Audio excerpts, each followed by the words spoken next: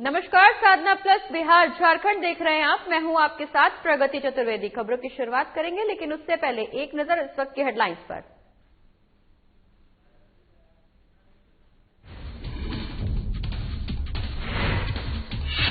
रांची में कैबिनेट की बैठक में रिकॉर्ड 63 प्रस्तावों को मिली स्वीकृति। किसानों की मिली ऋण माफी से कई सौगातें। एसटी के मेधावी छात्रों को विदेश में पढ़ाई करने का मिलेगा मौका। रांची में 29 दिसंबर को शुरू होगी किसान कर्ज माफी की कवायद। किसानों को बैंक खाते में कराना होगा आधार कार्ड लिंक। किसानों को उनके कर्ज से मिलेगी मात्र ₹1 में मुक्ति। देवघर के सूचना भवन सभागार में भोलेनाथ के दूत के साथ उपायुक्त मंजुनाथ भजंत्री ने की बैठक। उपायुक्त ने सभी कामों के लिए जानकारी, किए जा रहे कामों की जमकर की प्रशंसा। मोतिहारी में किसान कार्यकर्ता सम्मान समारोह का हुआ आयोजन। पूर्व केंद्रीय मंत्री राधा मोहन सिंह रही मौजूद। राधा मोहन सिंह ने किसानों को किया सम्मानित।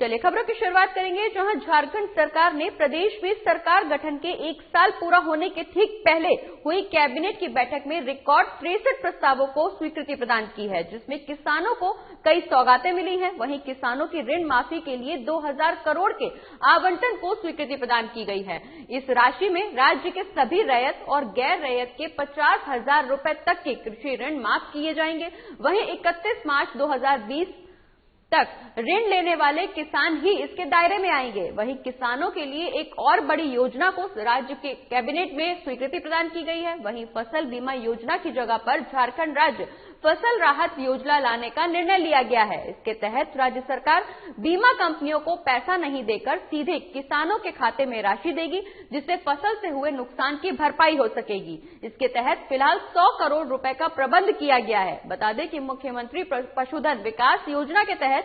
355.27 करोड़ को स्वीकृति प्रदान की गई है। साथ ही अनुसूचित जनजाति के मेधावी छात्रों को विदेश में पढ़ाई के लिए स्कॉलरशिप की घोषणा भी की गई है। हर साल प्रदेश में 10 एसटी छात्रों को उच्च शिक्षा, मास्टर्स डिग्री आदि के लिए स्कॉलरशिप प्रदान की जाएगी। वहीं राज्य में राज्य औषधि नियंत्रण निदेशालय के अधीन consumer awareness, publicity and price monitoring के तहत price monitoring and research unit स्थापित करने के लिए भी स्वीकृति दी गई है।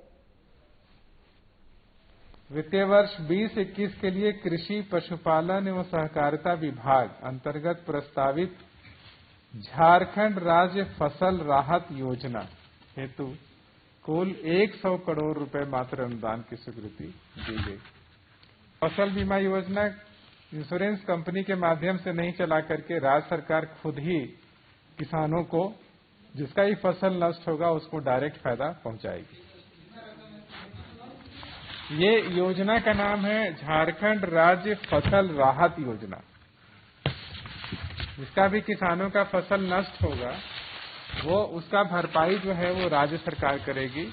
अब किसी इंश्योरेंस कंपनी के माध्यम से ये काम नहीं किया जाएगा, बल्कि राज्य सरकार खुद ही उन किसानों को डायरेक्ट पैसा देगी। और राज्य में किसानों की कर्ज माफी की कवायद को लेकर झारखंड सरकार के 1 साल पूरे होने के दिन यानी 29 दिसंबर को शुरू कर दी जाएगी। वहीं किसानों को इसको लेकर बैंक खाते से अपने आधार कार्ड को लिंक कराना जरूरी होगा। किसानों को उनके कर्ज से मात्र ₹1 में मुक्ति मिलेगी। किसानों को ज्यादा से ज्यादा लाभ मिल सके, इसको लेकर जिला, प्रखंड और गांव लेवल में सेमिनार का आयोजन भी किया जाएगा। वहीं कृषि मंत्री बादल पत्रलेख ने इस दौरान कहा कि कांग्रेस के आला अधिकारी सोनिया गांधी और राहुल गांधी ने जो झारखंड के किसानों से ऋण माफी का वादा किया था, उसे पूरा करने का समय अब आ गया है। कांग्रेस कभी भी किसानों को वोट बैंक नहीं समझती। जहां जहां कांग्रेस की सरकार बनी है, वहां पर किसानों की ऋण माफ किए जाएंगे। झारखंड में भी महागठबंधन की सरकार में ऋण माफ करने को हरी झंडी मिल गई है। जल्द ही किसानों को ऋण माफी की सौगात मिलने जा रही है।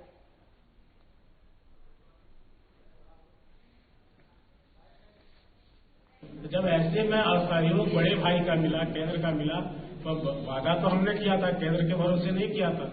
हमने ऑन रिसोर्सेज के 2000 करोड़ रुपए की व्यवस्था की और 29 तारीख को कुल ₹1 किसानों से लेकर 50,000 तक के ऋण माफी का काम गठबंधन की सरकार आदरणीय हेमंत सोरेन, रामेश्वर उरांव, आलम के हाथों कृषि विभाग इस योजना का शुरुआत कराने जा रही है, जो आप यहाँ के किसान भाइयों को मिलेगा। और यह शुरुआत है। कोई चुनावी वर्ष नहीं है। आने वाले दिनों में संवेदना के साथ हम आगे बढ़ेंगे। तो वहीं देवघर के सूचना भवन सभागार में भोलेनाथ के दूत के साथ उपायुक्त मंजूनाथ भजंत्री ने बैठक की, जहां उपायुक्त ने भोलेनाथ के दूत के द्वारा किए जा रहे कामों की जानकारी लेते हुए कई सुझाव और दिशा निर्देश भी दिए। आपको बता दें कि इस दौरान भोलेनाथ के दूतों के द्वारा किए जा रहे कार्यों की प्रशंसा और सराहना भी की गई। उपायुक्त ने कहा कि जिले के सभी के सहयोग से जिला प्रशासन का प्रयास रहेगा कि समाज के अंतिम व्यक्ति तक कोविड-19 के दिशा निर्देश और मास्क, सैनिटाइजर आदि के प्रति जागरूकता लाई जाए और लोगों से इसका अनुपालन सुनिश्चित कराकर उन्हें सुरक्षित रखा जा सके। वहीं उपायुक्त ने यह भी कहा कि छोटे से प्रयास से समाज में सकारात्मक बदलाव लाए जा सकते हैं। जितने भी वॉलंटियर्स थे, ये बहुत ही अच्छे मेहनत से काम कर रहे हैं कि समाज में जो सभी लोगों को बताना है कि मास्क पहने और हाइजीन मेंटेन करें और कोरोना के बारे में केयरफुल रहे। तो अभी हम लोगों ने उनको एक जस्ट उनके क्या क्या सुझाव थे, उनके फील्ड में क्या क्या एक्सपीरियंस थे, उसके बारे में हम लोगों ने डिस्कशन किया और हम उनको थोड़ा मोटिवेट भी करने के लिए बुलाए थे। और साथ ही साथ तो एक अच्छे सुझाव आए हैं और उनके द्वारा बताया जा रहा है कि थोड़ा ग्रामीण इलाके में भी हम लोगों को भी काम करना है, वहां पे भी लोगों को थोड़ा जागरूक करना है, तो वो करेंगे। और भोलेनाथ के दूत सिर्फ इतने में इसी में नहीं, अब वैक्सीन जब आएगी उस समय में भी वो लोग उस कैंपेन में भी वो लोग इन्वॉल्व रहेंगे और वो लोग बहुत अच्छा काम कर रहे हैं। और मोतिहारी में हरिसिद्धि प्रखंड क्षेत्र के गाय घाट के मैदान में पूर्व केंद्रीय मंत्री सह मोतिहारी सांसद राधा मोहन सिंह ने प्रखंड के किसान कार्यकर्ता सम्मान समारोह में किसानों को सम्मानित किया, जहां पर माननीय प्रधानमंत्री नरेंद्र भाई मोदी के 6 सालों के किए हुए क्रांतिकारी योजनाओं के बारे में जानकारी दी गई और बताया गया कि किसानों के हित में केंद्र सरकार योजनाएं चला रही है, कुछ गिने चुने विरोधी लोग ही गुमराह कर रहे हैं। मोहन सिंह ने बताया कि 62 का भारत नहीं है ये, बल्कि पीएम नरेंद्र मोदी का भारत है। इस कार्यक्रम में मुख्य रूप से बीजेपी राष्ट्रीय परिषद सदस्य राजेंद्र प्रसाद गुप्ता और कई लोग भी मौजूद रहे।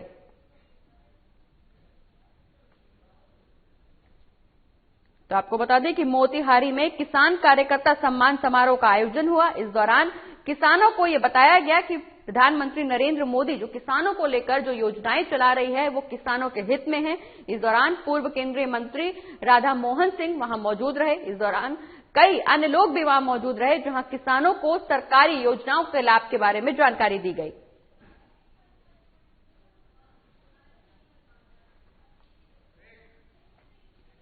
और खबरों का सिलसिला लगातार जारी रहेगा, लेकिन फिलहाल वक्त एक छोटे से ब्रेक का। जल्द लौट रहे हैं।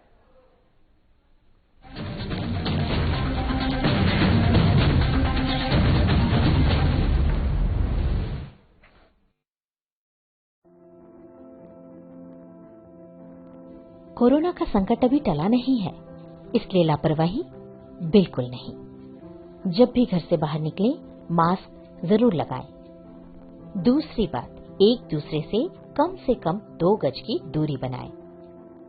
और तीसरा, अपने हाथों को साबुन से अच्छी तरह धोएं। यदि हम इन सभी मुख्य बातों पर अमल कर लें तो कोरोना वायरस के संक्रमण से बच सकते हैं और हमारा राज्य कोरोना मुक्त हो सकता है। मेरे प्यारे झारखंड वासियों, कोरोना का जंग अभी जारी है। हम और आप मिलकर ही इस जंग को जीत सकते हैं। इसलिए सरकार द्वारा दिए जा रहे निर्देशों का पालन करें और विश्वास रखें, हम और आप मिलकर इस जंग को। सूचना एवं जनसंपर्क विभाग, झारखंड सरकार द्वारा जनहित में प्रसारित।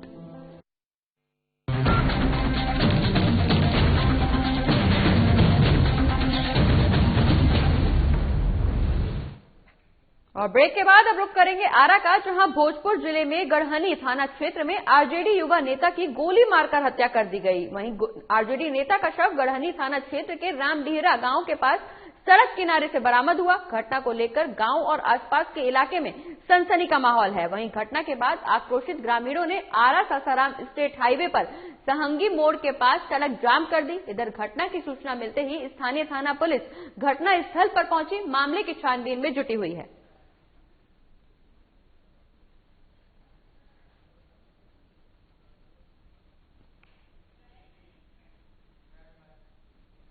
और साहिबगंज जिले में विद्युत ऊर्जा चोरी को रोकने के लिए उद्देश्य से टीम गठित कर विद्युत विभाग के अधिकारियों द्वारा छापेमारी की गई, जहां छापेमारी के दौरान मुफस्सिल थाना क्षेत्र के छोटी कोदरजन्ना, चांदनी चौक सहित कई गांवों में 7 लोगों को अवैध तरीके से बिजली चोरी करते हुए पाया गया, जिसके खिलाफ विद्युत विभाग के कनीय विद्युत अभियंता सुरजीत उपाध्याय के द्वारा सभी के खिलाफ मुफस्सिल थाने में शिकायत दर्ज कराई गई। इधर बिजली विभाग की कार्यवाही से उपभोक्ताओं में हड़कंप मचा हुआ है। साथ ही बिजली विभाग के अधिकारियों ने चेतावनी भी दी है कि बिना बिजली कनेक्शन के बिजली का उपयोग न करें, अन्यथा वैसे लोगों को चिन्हित कर कार्यवाही तेज की जाएगी।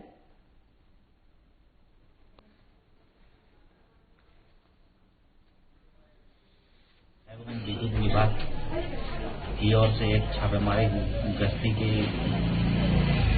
टीम बनाकर मुफस्सिल थाना अंतर्गत निम्न ग्रामों पर विद्युत चोरी रोकने के लिए छापेमारी अभियान चलाया गया, जिसके तहत 7 लोगों के ऊपर विद्युत चोरी के जुर्म पर प्राथमिकी दर्ज।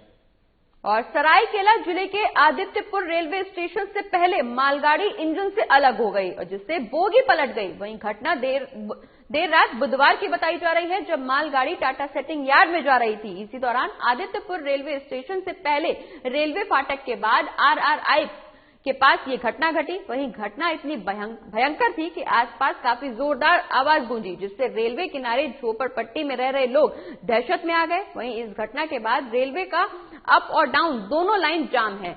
इसकी वजह से ओवरडे बिजली कट जाना बताया जा रहा है। आदित्यपुर रेलवे स्टेशन के चीफ यार्ड मास्टर PC पात्रों के अनुसार घटना के बाद लाइन को दुरुस्त करने का काम शुरू कर दिया गया है। वहीं मौके पर रेस्क्यू गाड़ी को बुलाया गया। उन्होंने कहा कि जल्द ही अप और डाउन लाइन को फिर से बहाल कर दिया जाएगा।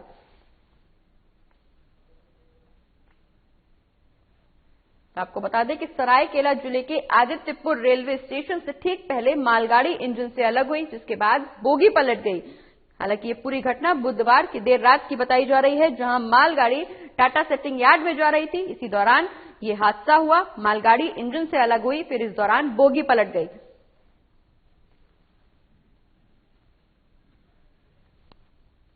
गिर गया, जिससे हमारा मेन अप लाइन और डाउन लाइन दोनों मूवमेंट बंद हो गया। तो कितना नुकसान हो सकता है? मतलब ये टाटा स्टील को नुकसान होगा या फिर कितना नुकसान? अभी तो मेन लाइन बंद है, अभी लोग नुकसान का जायजा प्रभावित हो जाएगी। मतलब अभी मेन लाइन से जितनी भी जाने वाली कोचिंग ट्रेन, गुड्स ट्रेन सभी प्रभावित हुई, क्योंकि पूरा मूवमेंट बिल्कुल बंद हो गया है।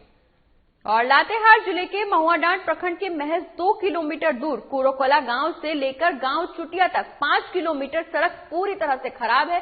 इस सड़क को बने 10 साल हो गए हैं। वहीं सड़क पर जगह जगह गड्ढे हो गए हैं, जिससे सड़क खराब है। बरसात के दिनों में सबसे ज्यादा लोगों को मुख्यालय आने जाने में दिक्कत होती है। वहीं इन दिनों क्रिसमस का त्योहार और शादी विवाह को लेकर लोगों का आवागमन इस रोड में काफी बढ़ गया है, जिससे बड़ी गाड़ियां आने जाने में काफी दिक्कत होती है। इसी को देखते हुए कुरोकोला के ग्रामीणों ने टीम बनाकर अलग अलग जगह ट्रैक्टर से मोरम मिट्टी लाकर 1 किलोमीटर सड़क को चलने लायक बनाया। वहीं इस दौरान ग्रामीणों ने बताया कि खराब रास्ता होने के चलते बीमार लोगों को हॉस्पिटल तक ले जाने में काफी दिक्कतें होती हैं, जिसको लेकर ग्रामीणों ने थक हार कर खराब सड़क को श्रमदान कर चलने लायक बनाया है।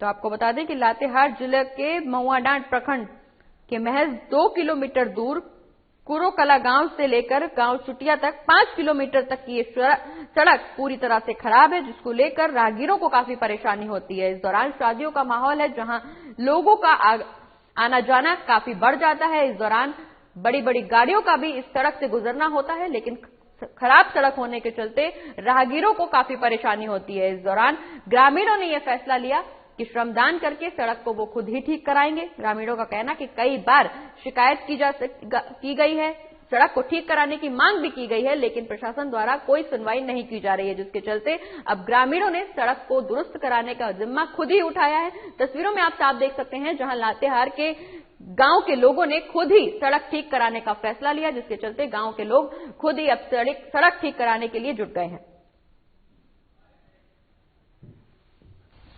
ये रोड आपको 8-10 साल हो गया। आप लोग को क्यों श्रमदान करना पड़ा इस रोड के लिए? अब विधायक का ध्यान ही नहीं है इसमें। क्या क्या परेशानी होती है? बहुत परेशानी होती है। जैसे कि बड़ी गाड़ी घुसती है कि नहीं? नहीं घुसती है, छोटा गाड़ी भी दिक्कत होता है। और अगली खबर कैमूर से है, जहां बैंक से पैसे निकालकर घर जा रहे एक किसान से बाइक सवार अज्ञात अपराधियों ने मोहनिया में 1 लाख रुपए की छीनकर फरार हो गए। वहीं समहूता गांव निवासी सीताराम सिंह को धान बेचने के बाद 1 लाख रुपए का चेक राइस मिल मालिक ने दिया था, जिस चेक को क्लियर कराने के लिए मोहनिया स्थित बैंक ऑफ इंडिया की शाखा में आए हुए थे, जहां से पैसे निकालने के बाद ई रिक्शा से अपने घर जा रहे थे। तभी बाइक एजेंसी के पास बाइक सवार अज्ञात 2 अपराधियों ने बुजुर्ग किसान से 1 लाख रुपए भरा बैग छीनकर भाग निकले, जहां तुरंत इसकी सूचना पीड़ित ने मोहनिया थाने को दी। वहीं सूचना पाकर मोहनिया पुलिस वहां पहुंची। पुलिस ने सीसीटीवी के आधार पर मामले की जांच करना शुरू कर दिया है।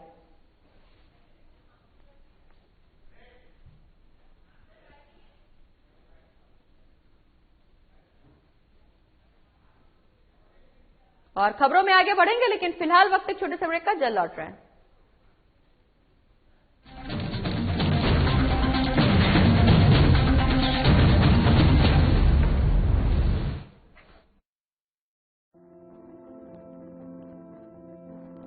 कोरोना का संकट अभी टला नहीं है, इसलिए लापरवाही बिल्कुल नहीं।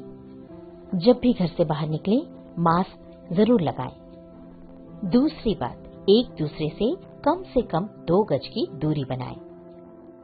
और तीसरा, अपने हाथों को साबुन से अच्छी तरह बार बार धोएं। यदि हम इन सभी मुख्य बातों पर अमल कर लें तो कोरोना वायरस के संक्रमण से बच सकते हैं और हमारा राज्य कोरोना मुक्त हो सकता है। मेरे प्यारे झारखंड वासियों, कोरोना का जंग अभी जारी है।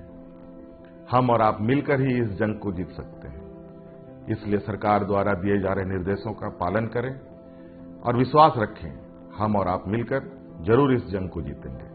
सूचना एवं जनसंपर्क विभाग, झारखंड सरकार द्वारा जनहित में प्रसारित।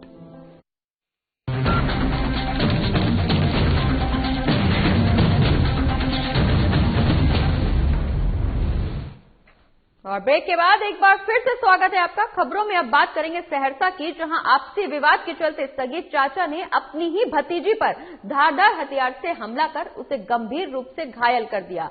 घटना सदर थाना क्षेत्र के लक्ष्मीनाथ नगर वार्ड नंबर 6 की बताई जा रही है, जहां गंभीर रूप से घायल युवती को इलाज के लिए सदर अस्पताल में भर्ती कराया गया है। वहीं घटना के बारे में पीड़ित युवती के पिता की माने तो जमीनी विवाद को लेकर उसके भाई से पहले ही उसका विवाद चल रहा था।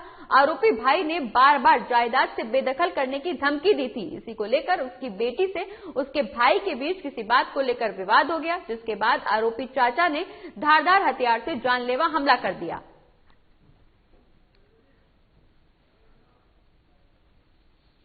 घर खाली करो, घर मेरा है, घर तुम्हारा नहीं है। किसी पर हम बोले मेरा बाप का बना हुआ नहीं है, तो नहीं तुम्हारा बाप का बना हुआ नहीं है, तुम खाली करो। बाप का बना हुआ रहता तो तुमको भी कुछ मिलता है, कुछ नहीं मिला, जाओ यहाँ से। यहाँ आज क्या घटना हुआ? आज वही घटना पर ये लोग थोड़ा आपस में बातचीत कर रही थी, बस उसी पर ये लोग थोड़ा चप्पल उठा करके उठा मारने के लिए ये लोग कुछ बोला उसी पर शशि रंजन का, और दिवाकर का पकड़ करके इसका दबिया से प्रहार किया।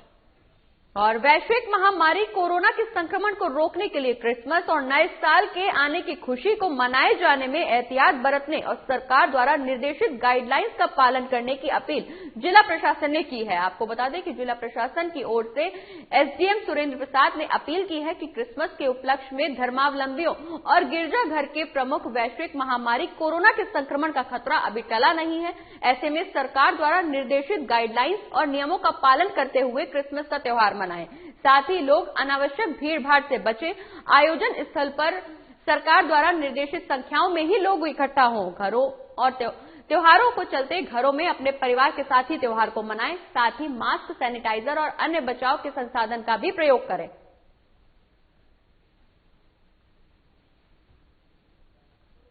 से मेरी यही अपील है कि अभी इसको हल्के में ना लें। कोरोना अभी पूरी तरह से हमारे शहर से या हम लोगों के बीच से गया नहीं है।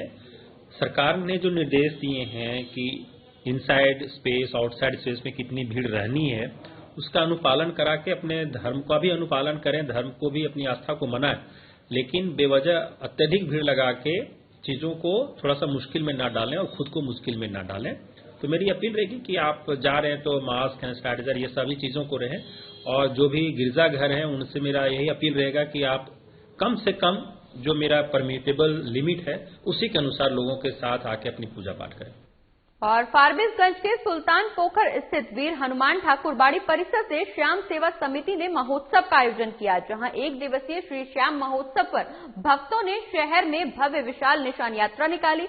इसमें बड़ी संख्या में शामिल महिलाएं, पुरुष और बच्चे अपने अपने निशान ध्वज के साथ निशान यात्रा की ओर शोभा बढ़ाते हुए नजर आए। वहीं सुल्तान पोखर स्थित ठाकुरबाड़ी से गाजे बाजे के साथ निकली भव्य निशान यात्रा शहर के पोस्ट ऑफिस चौक, दीनदयाल चौक से होते हुए स्थानीय पोस्ट ऑफिस चौक स्थित काका डिपार्टमेंटल भवन में आकर खत्म हुई। वहीं निशान शोभा यात्रा में शामिल महिलाओं ने पूरे रास्ते में श्याम बाबा की धुन पर नाचती गाती हुई पाई गई।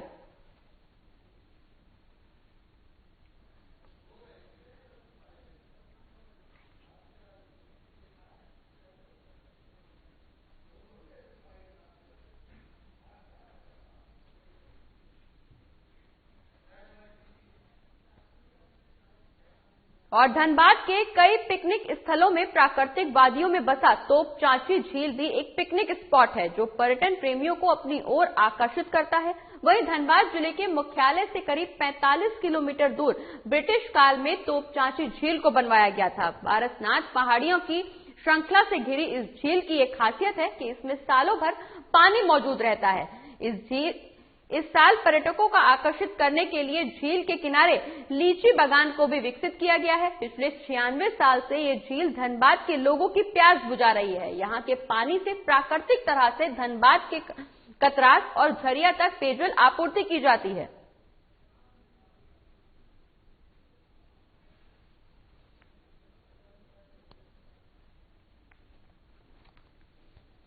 तो आपको बता दें कि कोरोना की वजह से वीरान पड़ी थी ये तोप चांची झील।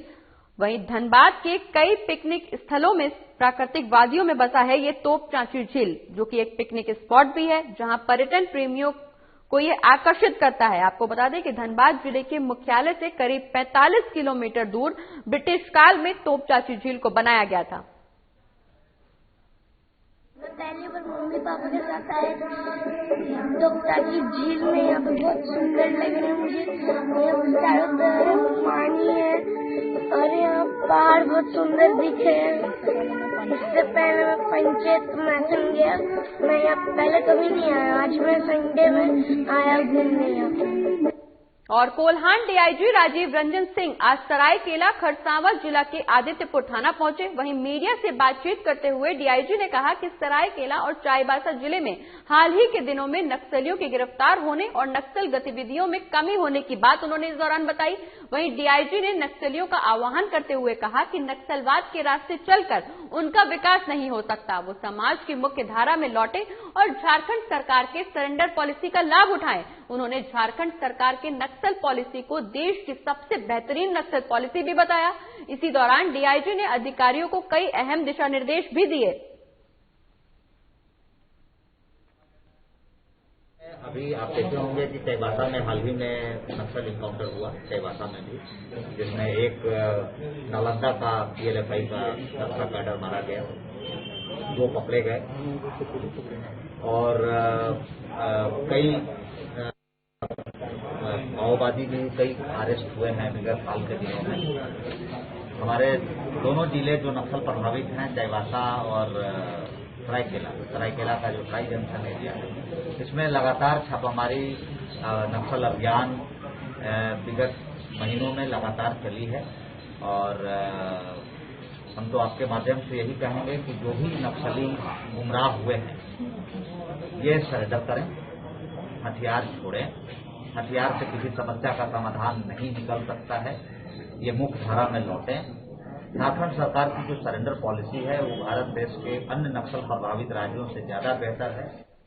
और अमेरिका के जॉर्ज टाउन यूनिवर्सिटी से 2.5 करोड़ की स्कॉलरशिप पाने वाले बिहार के लाल ऋतिक राज से मिलने बिहार के पूर्व उप मुख्यमंत्री और राज्यसभा सांसद सुशील कुमार मोदी पहुंचे। ऋतिक राज के घर पहुंचते ही सुशील मोदी का बीजेपी कार्यकर्ताओं ने भव्य स्वागत किया। ऋतिक से मिलकर सुशील मोदी ने उसे शॉल और प्रतीक चिन्ह देकर उसकी हौसला अफजाई की। इस दौरान ऋतिक के माता पिता से भी सुशील कुमार मोदी मिले। वहीं कुछ देर ऋतिक से बातचीत करने के बाद सुशील मोदी वहां से चले गए। इस मौके पर ऋतिक ने बताया कि उसे पढ़ाई करने के लिए 2.5 करोड़ का रुपए स्कॉलरशिप फॉर पीस मिला है। ऋतिक के इस उपलब्धि से माता पिता फूले नहीं समा रहे।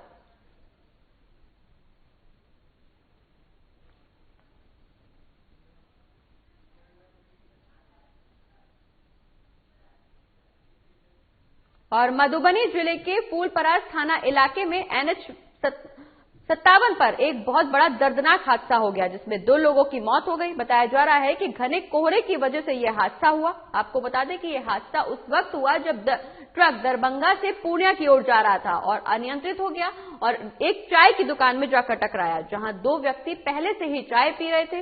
उन लोगों को ही कुचलते हुए खुद ही ट्रक पलट गया, जिसमें ड्राइवर और खलासी भी गंभीर रूप से घायल हो गए। लिहाजा पुलिस की ट्रैफिक व्यवस्था नहीं होने के चलते ऐसे हादसे लगातार सामने आ रहे हैं। अब सवाल ये उठता है कि आखिर कब तक सरकार और प्रशासन की ट्रैफिक व्यवस्था की नींद खुलेगी, जो कि सड़क हादसों पर अंकुश लग पाएगा। वहीं स्थानीय पैक्स के चेयरमैन ब्रह्मानंद यादव ने क्या कुछ कहा, वो भी जरा आप सुन लीजिए।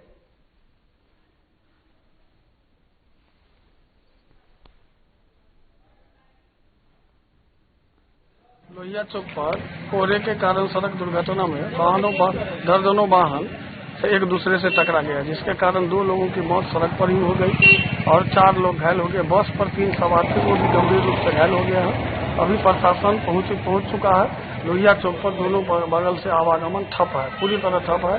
कोहरे के कारण यह घटना हुई है।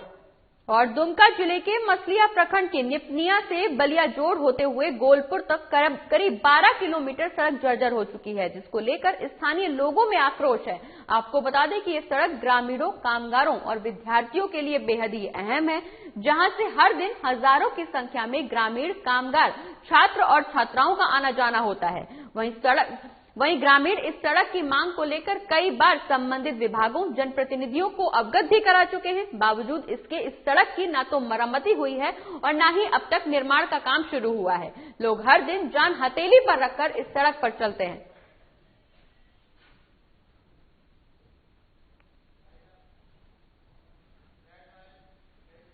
और इसी के साथ इस बुलेटिन में फिलहाल इतना ही। आप देखते रहिए साधना प्लस बिहार झारखंड। नमस्कार।